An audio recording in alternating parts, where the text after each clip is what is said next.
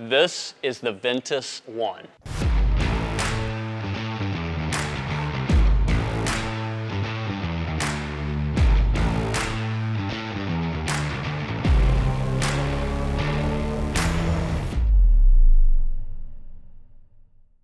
So you might look at this bike and think it's just a 79 Bike Falcon M, and you're right, that is the chassis. But this bike's an absolute sleeper in the small bike category. This is packing a claimed 28 kilowatts of power and a price tag of just under $7,000. For those of you that don't know, let me save you a ChatGPT question. That's 37 horsepower, almost as much as a Honda 250R racing bike. That's an insane amount of power for such a small, lightweight bike. But what's cool about that, for you upgraders out there that want to take a bike full tilt, for an extra $2,500 above other bikes, you get a battery, a controller, and a motor upgrade. It's pretty awesome. It's a lot of value for the price. Yep. So now that you know it's a very fast bike and a great price point, let me show you some of the cooler features that I absolutely love about this bike. So yeah, it's got a cool sound when you turn it on. This system is the exact same that we have been riding on the Arctic Leopard bikes. It's really intelligent. There's a lot of great controls. So I'm going to unlock it because you notice there's not a key. I don't want you to see my password here. Okay, so now that the bike's unlocked, there's a couple things that are awesome. Let's start with a display. So not only is it a color display, you have all of your region settings, your different power modes, your speed, your power, motor temperature, and controller temperature. So a lot of great things that are in the readout. Probably one of the coolest things I kind of like about this is you can actually change it to like a race mode. It's easier to read, gives you just the stats that you really want, and easier just to glance down and look at quickly. Okay, so let's start with all the controls just here at your left hand. So obviously it has a thumb regen brake that I can use at any time, but there's also settings I can change on the fly to configure how much regen I want as I'm riding. You might be surprised, I actually use this quite a bit while I'm riding. Not only does it have 3 different power modes that I can easily swap between, it actually has 5 different programmable riding modes that you can use. So pretty much infinite control inside the mobile app that you can use to tune the controller. So to ride the bike, I'm just gonna hit drive mode, getting it ready. If I hold down the R, it goes into reverse. And at any point, if I want to turn the bike off or put it back in park, I simply hit the button again. Now you probably noticed it also, of course, has the battery percentage there. That bar is kind of nice because you can see where it is, but obviously you can also read it as well. Now, up front, you may have caught a quick glimpse of the headlight. It's pretty incredible. You can turn it off and on with a button. In low mode, it has 3 different power settings. And in high mode, it has 3 different power settings. So I've already covered the basics, but let's look at a little bit more detail. Just in hitting the down arrow, I go into a completely different menu where I can see everything about my individual ride or trip. I can see everything about my motor and controller. Battery information, including each individual cell, both the high and the low. And it doesn't stop there. With just a single short press, I can go through to see a ride timer, my past rides, including lap times, changing out some of the more important menu items that you would want, the type of clock, brightness of the screen, if you want it to beep or not when you turn it on. Oh, that's pretty cool. There's a ton of options in here. Now, if you like what you see, you can buy these components individually, the motor, the controller, the battery, and put them on your own bike. They're coming out with harnesses that will fit not only the Falcon M, but your Soren Lightbee, your Teleria Sting, or your E-Ride Pro. Let's call Brett and get this thing on the track. Time to test it. You know what, I actually just give him a call right now. Hey Siri, call Brett Baldwin. Hey, man. Hey, dude. You want to meet me over at the track in about an hour? Yeah, what you got going on? We got a new 28 kilowatt bike I want you to test. Oh, sick. We got another like full-size bike in the mix? Yeah. Yep. It's going to be a nice surprise. Anyway, I'm not going to tell you too much. Let's meet over at the track. Cool, sounds good. Should I bring full gear? Yeah, definitely bring your motocross gear for this one. All right, sounds like a plan. See you then. Right. I don't think he knows what he's in for. I don't think so either. So knowing Brett and what he's capable of and how he likes to ride bikes, I'm a little worried. Do you think he can actually ride and review this bike without turning the power all the way up and braking it? There's no denying that these chassis weren't built to handle 28 kilowatts, Yes, right? exactly. I mean, it's a tremendous amount of power for such a small bike. So what, potential flats, but we always upgrade wheels and tires anyway for that reason. Suspension, obviously that's a big one. You're gonna go to a motocross track, it's already tough enough even with premium suspension. Think about all the kids at the races we show up to that land on throttle, even on stock bikes, and break a belt. And now we're talking 28 kilowatts. Like, there's a lot that can go wrong at 28 kilowatts. It is a lot of power. So that's the funny thing. When Ventus came by to bring us this bike, it's almost like, you know, they wanted to boast a little bit about how much it can handle. That doesn't necessarily mean that you should, Well, right? I think our response was, sure, it can output 28 kilowatts, but you probably shouldn't ride this bike at 28 kilowatts. It's a small wheelbase, it's lightweight. 28 kilowatts is gonna get a lot of people in trouble. It will. So I think Brett knows that. He'll ride it as smooth as he can. There's no doubt about it. We've broken everything out in the market so far, so I would imagine this is not really going to be any different. We also know what it takes to upgrade a bike to the point that can handle this much power. So like, how much was Goldmember? Right? We don't want to talk about the price of that bike. Exactly. Brett's bike was like ridiculous, like close to 20 grand after everything we put into it. So anyway, it's going to be fun to go and do it. He can always ride in a lower power mode. So my real concern, I guess I'll call it, or question is going to be how much power can he put down on this exact bike? Exactly. I hope by the end of his review, he's telling us that 28 kilowatts, sure, it can do it, but I preferred it at, let's just say 15 or 17 kilowatts or something more reasonable. Which is reality, because a lot of times when we put batteries and controllers on bikes, we're often recommending 12 to 15 kilowatts as like the fun power modes, right? Like that's where I've had the most fun on my bike.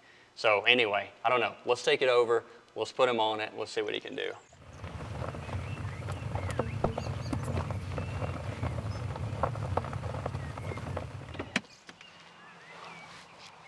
You ride the Falcon over here?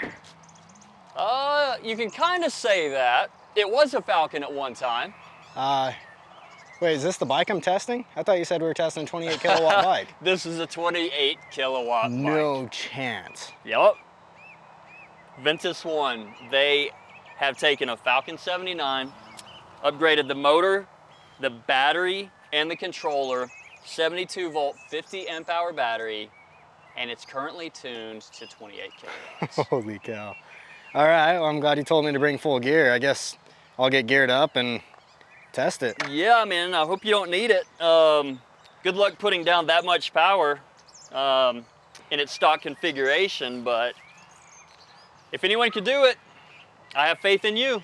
I appreciate the faith, but I'm gonna need a little more than that.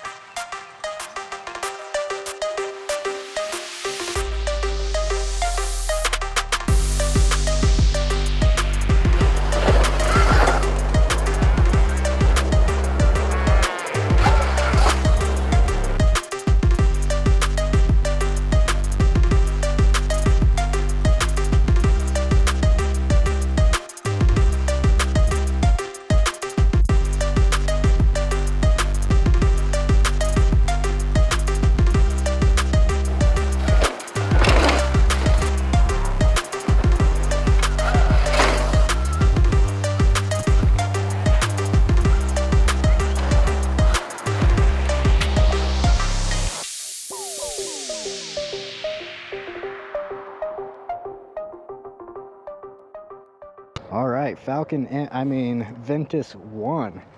Let's try this. I'm gonna put it to power mode 1 first, because if this actually does go to 28 kilowatts, it's a lot of power for this bike. So let's try it, see how it feels, and go from there. Pretty awesome to have this track, very consistent. This track is out at Jordan River, OHV. Some braking bumps going into there. Oh, it's got some good juice. You can get over these jumps easy, which is awesome. If you guys have seen any of my previous videos on like the Falcon specifically, which has the same suspension, you probably know that I really don't like this suspension. It is pretty cheap, and on a track like this, it's gonna beat me up pretty good. But I'm interested to mainly feel the power and see how the power is. And right now in that mode 1 that I have, very smooth, controllable. Let's see if I can get over this. Oh yeah. Yeah, you can get over it. I was pretty much wide open to get over that, but that is pretty impressive. Okay, I think I can up the power a bit on this thing. I'm still in kind of a controllable state. I'm not getting blown away, but it is pretty fast. So let's go to D2. See if this is quite a bit peppier. Oh yeah, this is way faster. Oh my god, that's actually pretty gnarly. That's a really big increase in power in comparison. Right now I'm just trying to fill things out. I will say the rear brake on this, really bad. So I don't have a lot of control over the brakes at the moment. But I have a lot of control over the power on this bike. And if you wick that throttle, you will feel it. If I'm being totally honest, I don't know how bad I want to try Power Mode 3. Power Mode 2 is like almost too much to handle on this bike. It's pretty awesome. But we're here, so gotta try it, right?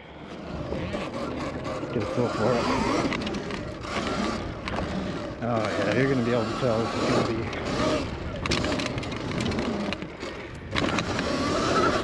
Oh, it is gonna go.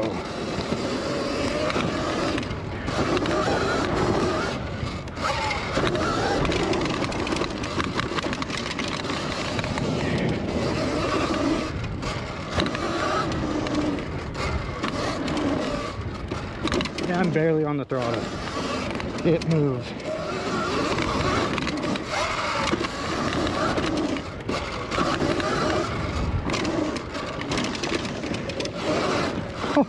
Too much.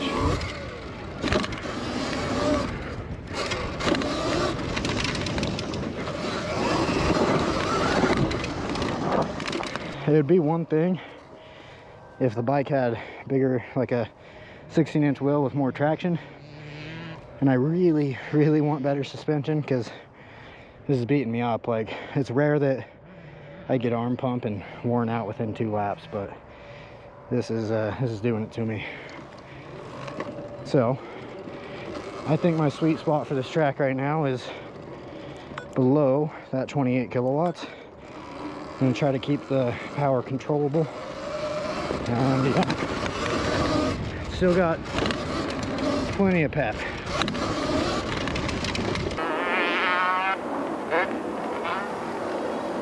All right, I'm pretty impressed by the power. 28 kilowatts, way too much for the tire that's on here. I'm like barely touching the throttle. It's wanting to skid and loop out on me. So I think the drive mode 2 is a good enough power for this track and kind of the chassis that I'm on right now. But one thing I will point out, if you look at that suspension, I'm not sure if you can see that or not, but I'm not using full travel, which means this fork has got some problems with it, because some of the landings I've hit, I felt full bottom out, and it's not going through all that travel. So this suspension just is not very good. It's beating me up a lot, but I think because I've found a good power mode for this bike, I'm going to try to do a lap time and see how it compares to a lot of the other bikes that we've ridden on this track, and just kind of see where it falls. I mean, I'm really impressed by the power on the chassis. I just wish the suspension was better, and I wish I had more grip at the wheels. So All right, the sun is getting low. This is my last chance to do a lap on this thing. Let's try to put a good lap together and put this bike on the leaderboard somewhere.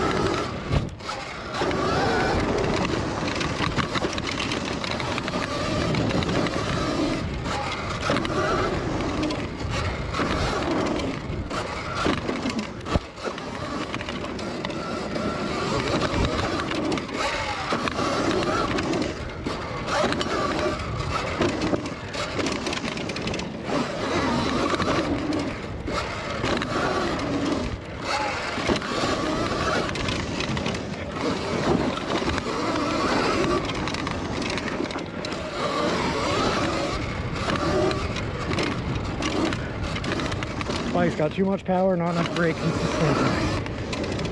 Oh.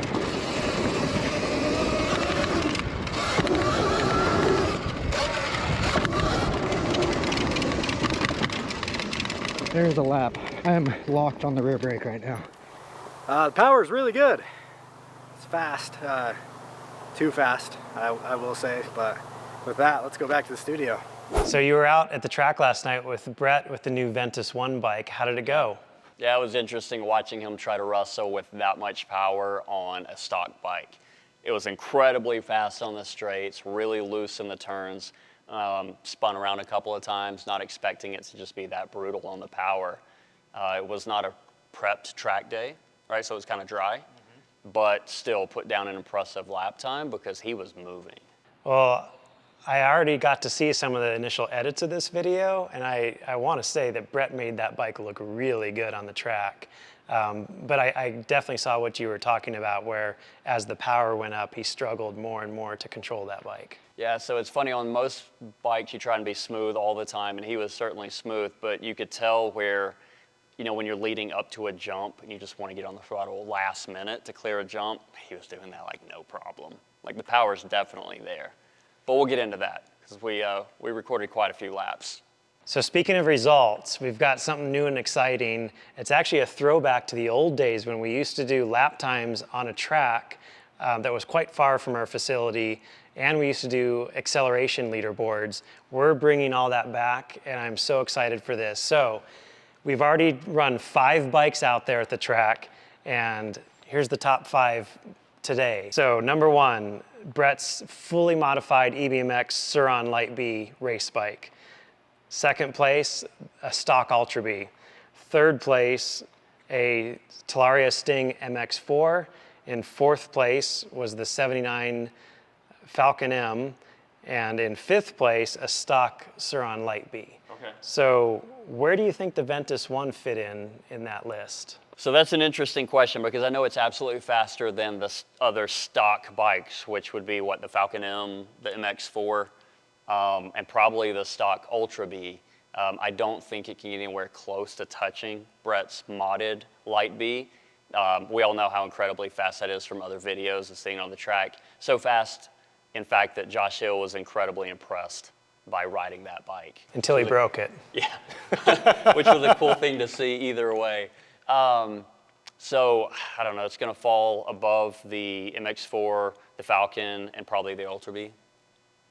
So it came in just under the Ultra B, between the Ultra B and the MX4. And I'm going to say the Ultra B probably edged it out, even though it has technically less power. Better suspension, better brakes, better tires and wheels.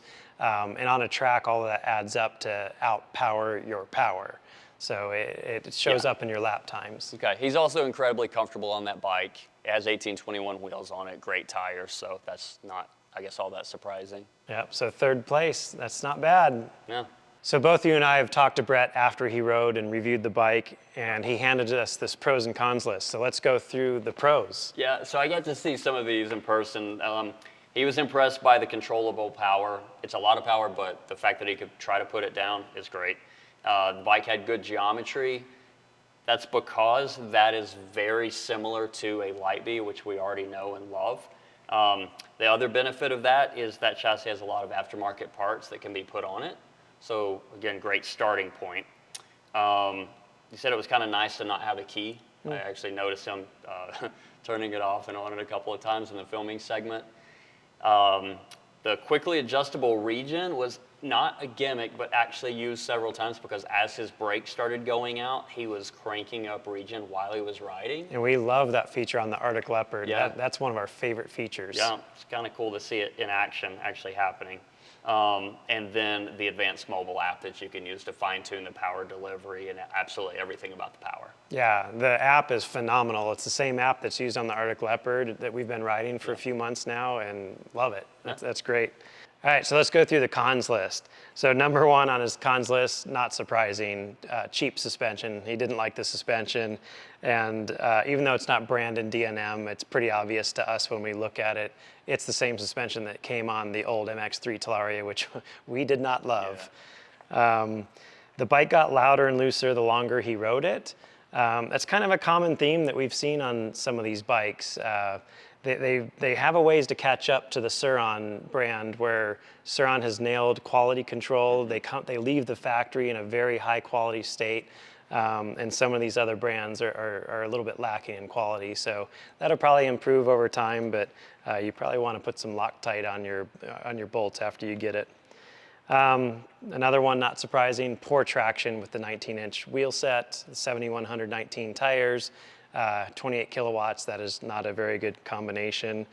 It needs foot pegs, but this is a problem with every bike. They all need foot pegs. Yeah. The brakes went out immediately. That's an interesting one. Something I had not expected. We do know that this bike was previously used by other people, and it was even raced at Glen Helen. So it's possible there was some abuse and some damage that occurred at the race. So this was not a brand new out-of-the-box bike. And then highly recommends a chain drive. And we all know why. One of the common things that happens with these bikes, especially as you upgrade the power, is people will take a jump and they'll land on the throttle, and when you do that, you often break a belt. So nothing about that list is surprising. No. It was raced, this bike's been passed on. It's kind of an early production model, so it's not even the final. We don't know how many times it's been crashed. So none of that's surprising, including the suspension, because a very similar thing can be said about a lot of the other brands as well. Yep. So you keep glancing on this bike back here, but I just noticed this is a Sur-Ron. This is not the bike that Brett just reviewed. Yeah. So what's going on over here? Yeah, so like we said earlier, the battery, the controller, and the motor can all be purchased separately and put on all the other bike brands. This one happens to be on a Light B. And so, yeah. That's awesome. So we can have that amazing display and mobile app for a Sur-Ron. Yep. So it's worth mentioning again that this bike is only $7,000, which is an incredible price for the value that you're getting. You get a powertrain that doesn't need to be touched. It's already done. You already have a powerful battery and a motor and a controller capable of 28 kilowatts. But we also know there's a list of things that we would do to it as soon as we get it. So this is the modder's dream. Yeah. So this is for a person that wants to mod a full tilt bike. And looking at it from that lens, I actually want to move some of these cons into the pros list. So let's say cheap suspension, wheels, and maybe even the brakes. But if you're a modder, these are all things that you're going to replace anyway. Sure. So you don't want to pay more money from the factory for something that's only moderately better. So in a way, by putting these components on this bike, they've saved you money because you're going to be putting EXT suspension and maybe Warp 9 wheels and some other components to make it a bike that can handle the 28 kilowatts and the phenomenal power that it can output. So from that perspective, cheaper's better. So stay tuned as we continue modifying these bikes so that we can find a way to put that much power down. And we're going to continue adding more bikes to our lap time leaderboard. So hit that subscribe button and stay tuned for more.